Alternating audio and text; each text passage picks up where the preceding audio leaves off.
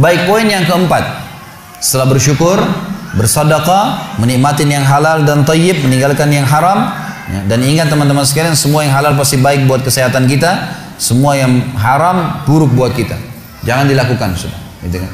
Dan kita bisa lihat sekarang, subhanallah, khamar, ditemukan banyak bukti-bukti tentang buruknya, babi, dan apa saja yang Allah haramkan pasti buruk buat kesehatan. Tinggal Anda cari sendiri, data-datanya pasti ditemukan luar biasa. Dan sekarang ini, saya temukan data terakhir di Jepang, orang-orang Jepang asli pun kalau masuk supermarket, mereka mencari makanan-makanan yang sudah dikemas, itu yang ada label halalnya.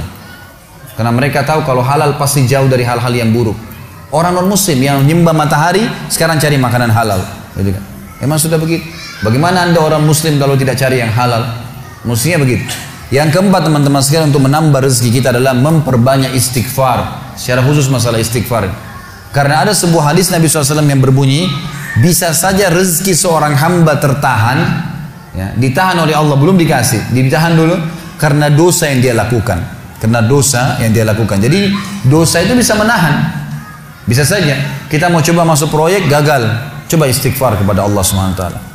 Kan? Jadi memang ada dosa yang mengganjal, intinya begitu. Pernah ada 3 orang datang kepada Hasan Basri rahimahullah, seorang ulama tabi'in yang masyhur.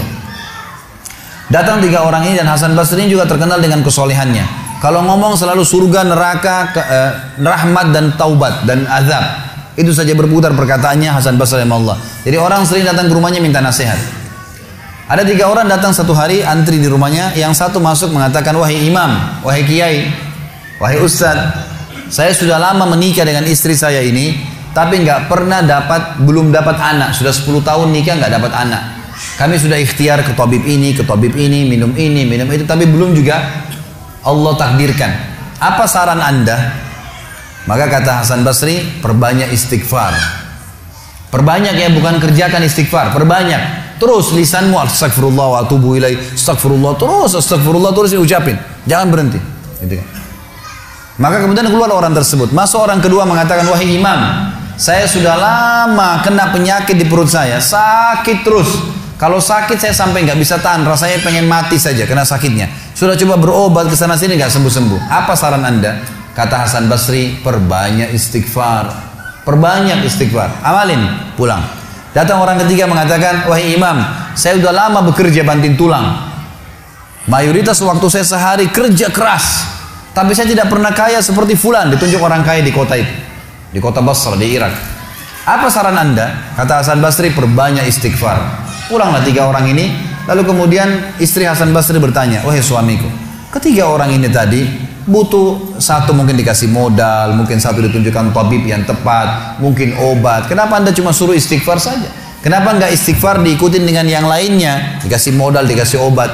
Kata Hasan Basri, wahai istriku, tidakkah kau dengar kalau mereka sudah ikhtiar dan sekarang tinggal mereka terbuntu, tertutup di sebuah pintu yang mereka tidak tahu bagaimana jalan keluarnya. Maka saya mengingat firman Allah dalam surah Nuh. Surah Nuh ini surah nomor 71 ya. Ayatnya ayat 10 sampai ayat 12. Nabi Nuh alaihissalam berkata kepada kaumnya tentang istighfar. Surah Nuh surah nomor 71 ayat 7 ayat 10 sampai ayat 12. A'udzubillahi minasyaitonirrajim, faqultu astaghfiru rabbakum innahu kana ghaffara. Yursilis samaa 'alaikum midrara wa yumdidkum bi amwalin wa banin wa yaj'al lakum jannatin wa yaj'al lakum anhara.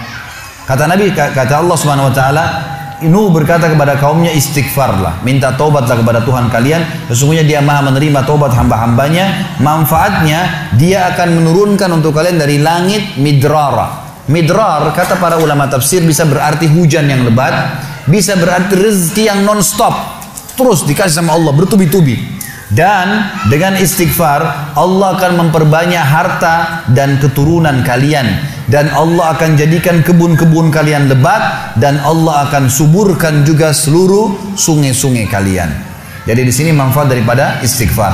Ada kisah yang lain teman-teman sekalian, kisah Imam Ahmad rahimahullah. Imam Ahmad rahimahullah dari 4 madhab tadi, Abu Hanifah, Malik, Syafi'i dan Ahmad. Ahmad bin Hanbal muridnya Imam Syafi'i. Madhab yang keempat. Imam Ahmad rahimahullah di akhir hidup beliau ulama besar hadis. Di akhir hidup beliau pernah terlintas di benaknya untuk mendatangi sebuah kota di Irak. Kenapa ke sana nggak tahu. Pokoknya pengen ke sana gitu. Imam Ahmad pergi ke sana. Tiba di kota itu, tapi saya tidak temukan dalam riwayat ini kota apa yang dimaksud. Tiba di kota itu, Imam Ahmad tiba azan maghrib. Lihat masjid, ada satu masjid, masuk masjid itu sholat berjamaah. Orang nggak tahu dia, karena zaman dulu orang tidak ada foto, tidak tahu lihat bagaimana wajah siapa orang ini, nggak kenal. Habis sholat maghrib, Imam Ahmad duduk sedikit baca Al-Quran. Azan isya dia ikut sholat. Selesai isya, Imam Ahmad pergi ke pojok masjid, mau geletak tidur. Marbot masjidnya datang, dekatin. Wahai syekh, syekh ini dalam bahasa Arab 3 artinya.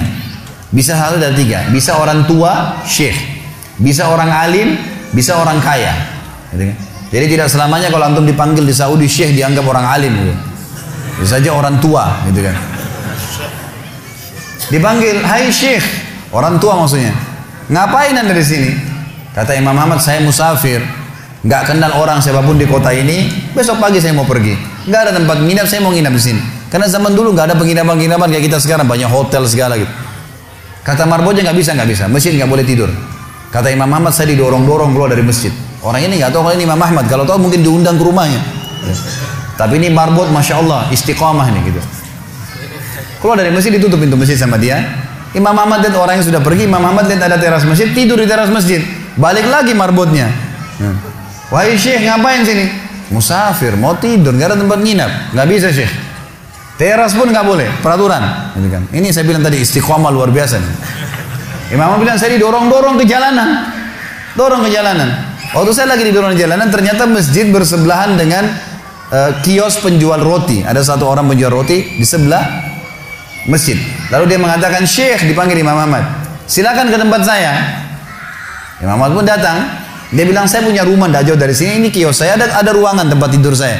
Silakan anda pakai nginap, besok anda mau pulang silahkan.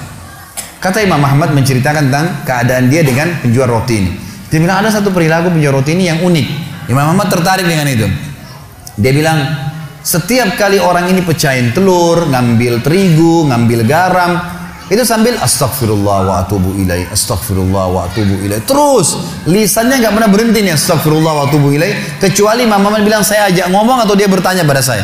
Kalau berhenti, istighfar lagi. Selalu begitu. Kata Imam Ahmad, saya bertanya, sudah berapa lama kau amalkan nih? Orang itu bilang, sudah lama, dari saya masih bujang.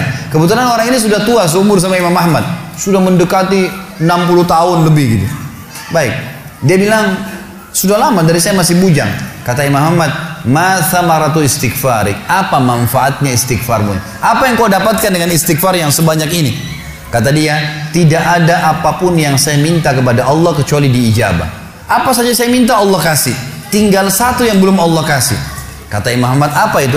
Dia bilang, saya minta dipertemukan sama Imam Ahmad. Loh ya, kisah nyata. Imam Ahmad mengatakan, Allahu Akbar, istighfarmu lah yang membuat saya datang ke kota ini, tidak tahu kenapa. Istighfarmu yang membuat marbot masjid mendorong-dorong saya keluar masjid. Istighfarmu yang mendatangkan saya ke tempat ini, tempat praktekmu, ke rumahmu. Karena saya adalah Ahmad bin Hanbal. Saya adalah Ahmad ibn Hanbal. Bagaimana istighfar teman-teman sekalian mendatangkan rezeki yang luar biasa. Permintaan apapun didatangkan. Seorang alim ulama biasa didatangin, ini malah didatangkan sama Allah ke tempat orang ini karena istighfarnya. Dari memperbanyak istighfar manfaatnya sangat besar.